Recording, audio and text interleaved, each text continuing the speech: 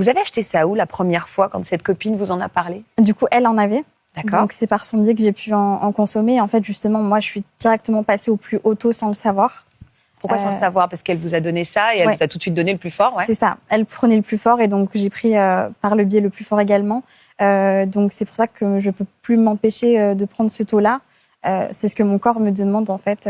Quel effet ça vous a fait la première fois, Megan? C'était horrible. C'était des vomissements, une perte de contrôle de mon corps, des tremblements, impossible de me lever, des vertiges. Alors pourquoi y retourner? Parce que votre cri du cœur, ça, c'était horrible. Pourquoi y être retournée, Megan? Parce que du coup, elle me disait que bon, c'est les premières fois, ça fait toujours ça. Donc après, l'effet passe.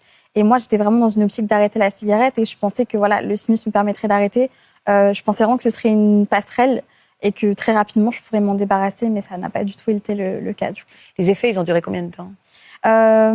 Très peu de temps. Je pense qu'au bout d'une semaine, ma consommation était entre guillemets normale. J'avais plus ces vomissements.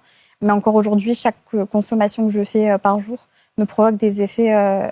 C'est-à-dire, combien de ces trucs-là vous consommez par jour? Du coup, c'est compliqué d'allier une vie professionnelle avec ce type de consommation. Donc, quand je suis en période de travail, ça va être au minimum 2-3.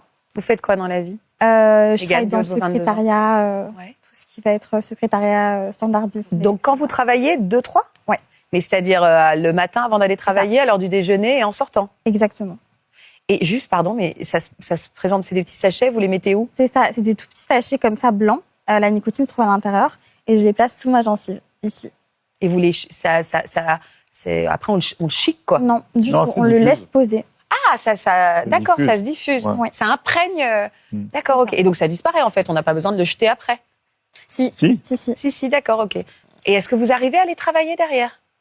En fait, poser la question qui missionne qui et qui va vers qui. Faut demander à toutes les filles de télé, c'est la vérité, c'est véridique.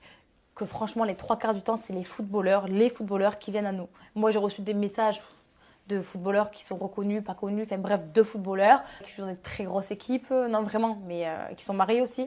Parce qu'il suffit d'aller sur Instagram, tu vois les photos avec leurs femmes, mais ils t'envoient quand même des messages. Je sais que j'ai des copines pareilles et c'est un truc de fou. Je sais pas pourquoi ils sont attirés par nous. J'aimerais rebondir sur ce que tu viens de me dire à l'instant. Ouais. Il faut se demander qui michetonne qui. Et ouais. Qu'est-ce que tu sous-entends?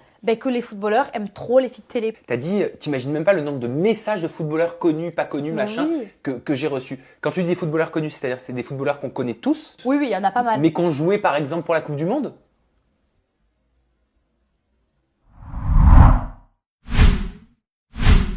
Salut, c'est Samzira. Retrouvez mes interviews people et télé-réalité sur ma chaîne Samzira.